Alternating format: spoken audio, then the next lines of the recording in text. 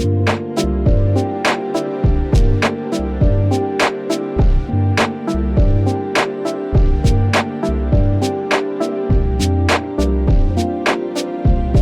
high number of casual players who purchased Elden Ring due to its high review scores has resulted in an interesting experiment, and most real evidence suggests that they're looking for something, anything, to make it easier. Good morning, good Friday morning to you. I'm Shane Satterfield from Sifted, and this is Good Morning Gaming for April 15th, 2022. If you prefer to consume the show the way it's intended, in a podcast feed, so you can listen on your phone as you get ready for work or on your commute, head to patreon.com/sifted and drop us a pledge. It's free on our YouTube channel for everyone else. You can find our flagship show Game Face by searching your favorite podcast service. Please give the show a review this weekend if you can find a spare minute or two.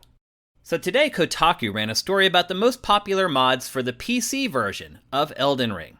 Yes, there is a huge advantage to playing the game on PC, well, depending on your perspective anyway. While From Software superfans have complained that an easy mode would change the art that the studio is trying to make, or generally have come up with plenty of other cockamamie excuses for why normal people shouldn't be allowed to complete them, modder Odashikambu ignored the idiots and just went about creating his own easy mode for the game. PC games mod aggregator Nexus Mods has over 500 mods for the game, and we'll give you one guess which mod is the most popular. Well, it's actually the 5th most popular, but the mods ahead of it are togglers, which are always the most popular mods for every single game. So yes, the most popular PC mod for Elden Ring is its Easy Mode mod. The Easy Mode mod essentially does what every sane person has been asking for from an Easy Mode in From Software's games for the last decade. It lowers the damage that enemies dole out, it increases your character's damage output, it alters the game's hitboxes, and it increases the health regained by using potions. The really cool part is that there are 3 different shades of the mod. You can make the game just slightly easier, or make it a total cakewalk where you don't lose any FP when casting spells. And best of all, it only works in offline mode to keep players from cheating. So let's rewind here. Someone created an easy mode for Elden Ring. It's been downloaded tens of thousands of times, and the world didn't end.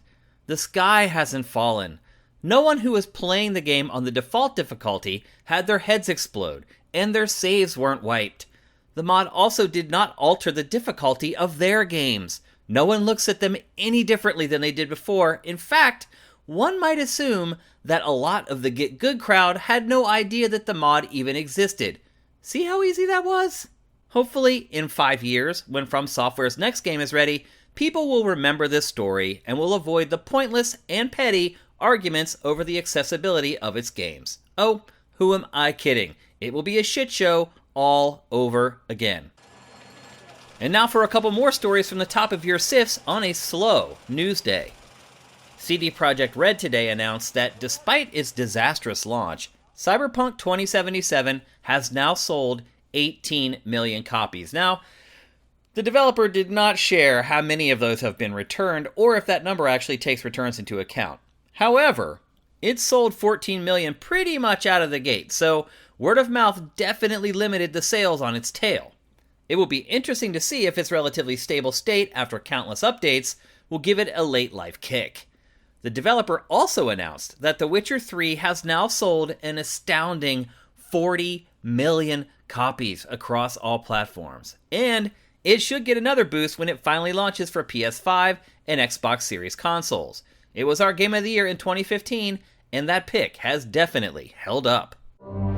Today, VentureBeat's Jeff Grubb shared new details on the next Need for Speed on his Grub Snacks podcast.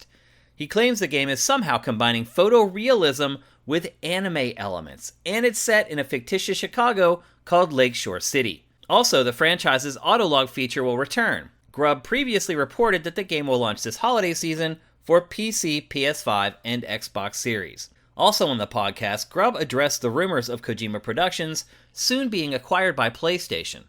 Its strange delivery game, Death Stranding, appeared in an official banner for PlayStation Studios, but Grubb claims that's not enough to convince him. That said, the move almost makes too much sense. It's kind of surprising, honestly, it hasn't happened already, considering how quick Sony was to pull the trigger on buying Jade Raymond's new studio, Haven, which hasn't even released a single game. It's been a quiet 2022 so far for the reboot of the Saints Row franchise. As far as we know, it's still scheduled for release this year, but it's been really silent so far. That all changes next week when a live showcase will be streamed on YouTube and Twitch. If you could pick one date in April for such a showcase for a Saints Row game, what would that date be? 420 maybe? Well, you're right. The showcase will be hosted by actress Mika Burton, with publisher Deep Silver and developer Volition promising interviews, inside info, and a new trailer related to customization and all aspects of player choice. We'll have it curated near the top of your sifs next Wednesday. New game releases have really slowed down in April, so if you're looking for something to play, the excellent XCOM 2 is now free to own on Epic Games Store. The only requirement is that you have an EGS account. It's an excellent turn-based strategy game that will get you through the weekend and then some. But obviously, it's only playable on PC. We've talked about Kingdom Hearts 4's surprising realistic art style in both Good Morning Gaming and GameFace, but today, series developer Tetsuya Nomura clarified that the game essentially takes place in two different realities. The game's new world, Quadratum, is actually a fictional afterlife world that Sora wakes up in, but Nomura claims that Goofy and Donald are looking for him and could pull him back to his original world with his massive clown shoes. Let's just hope Goofy and Donald don't appear in the more realistic Quadratum.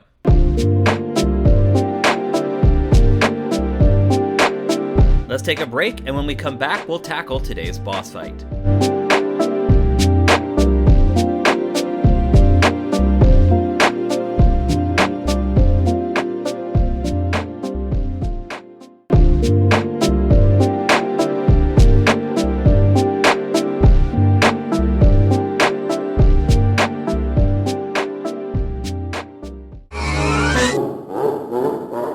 Welcome to today's boss fight, where I tackle random topics that may or may not be related to video games.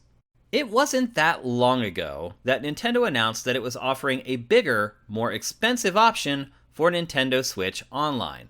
Before that, you could spend $20 a year to play Switch games online against other players and back your saves up to the cloud, and that was pretty much it. There was no real voice chat or any other bells and whistles, but for $20, it was hard to complain, even if it's really not worth the $20. Then, Nintendo announced the expansion pack to Nintendo Switch Online where, for an extra $30 per year, you could have access to a catalog of retro Nintendo games including the NES, the Super NES, the N64, and as a bonus, Sega Genesis. You also received an expansion pack for Animal Crossing New Horizons, but if you decide to not renew your subscription, you'll lose access to it. Well, today, Mario Golf 64 launched into the service, but who the frick cares?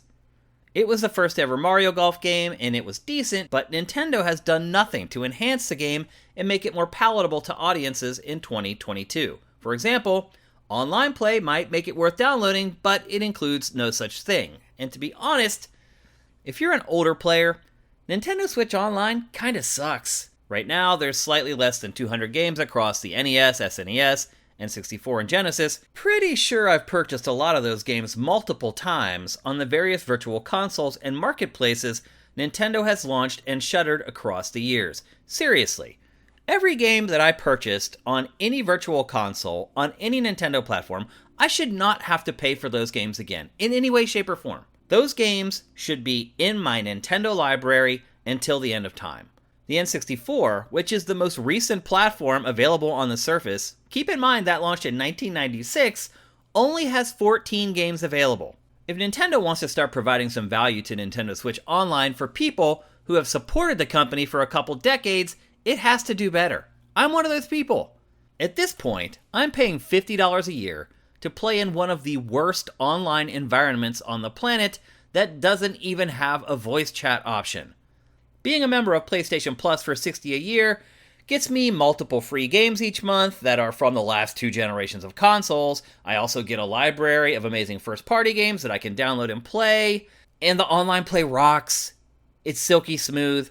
I get voice chat. I get party chat. I get it all. Don't even get me started on Xbox Game Pass. All the stuff I get for what I pay for that. As of last November, Nintendo Switch Online had 32 million subscribers, and that number has undoubtedly increased since then. If Nintendo doesn't begin to start offering something of real value to its long-term fans, those numbers are going to eventually dwindle. Or, at the very least, people like me will drop down to the lower tier at $20. Or, heck, I'm even thinking about getting rid of that. Let's be honest. Most people willing to spend the full $50 per year are not kids. They're people like me who have been buying Nintendo products since the 80s. We've played and paid for almost all of these games many times before. It's time for Nintendo to start addressing the part of its market that actually has disposable income and knows how to spend it wisely. So get rid of the retro stuff. What is there is good enough. If you're looking to capture the imagination of children with your virtual console on Switch, everything that they need is there already. The 200 games pretty much covers the gamut of all the best stuff from all Nintendo 2D consoles, and to be quite honest, they add another 15 or 20 N64 games, the essence of that catalog is there as well. We're good there. Let's start stepping it up here. Let's start making GameCube games available. And if you are going to add old games to the service, how about you add stuff that has not been available in the US? Now, Nintendo has done a little bit of that, but nowhere near enough. The selection, for the most part, on Nintendo Switch Online, it's the same games that was on the Virtual Console and all these other Nintendo platforms before the Switch. I am good. I think you're good. To rationalize spending $50 a year, the service just has to be better. You can't rehash and recycle the same 150, 200 games that you've been doing for the last 3 or 4 platforms now. It's not good enough. Kids aren't going to pay for online play because most parents don't want their kids playing online in the first place. The people who are playing Nintendo Switch games online are people like us. They're adults. We're also the people who are really pissed off because we can't voice chat with people on our team without having our cell phones sit open and sit next to us. It's absurd. I realize Nintendo is a family-friendly company, and I do realize that the bulk of its sales do come from people who are 13 years or younger, or are things purchased by adults for people who are 13 or younger. I do get that. But it just seems like over and over again, Nintendo forgets that it has fans that have been following it since the arcade days, or worst case scenario, the NES days. We are not 13 anymore. We are adults. And I feel like Nintendo has struggled to straddle that fence, and it has got to do better.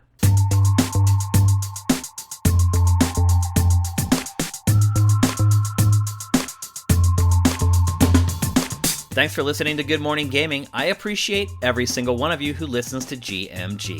I'm Shane Satterfield. Follow me on Twitter at Dinfire and follow Sifted at Sifted Games. We'll be back on Monday with another episode, but until then, enjoy your weekend and make sure you seize today because there will never be another.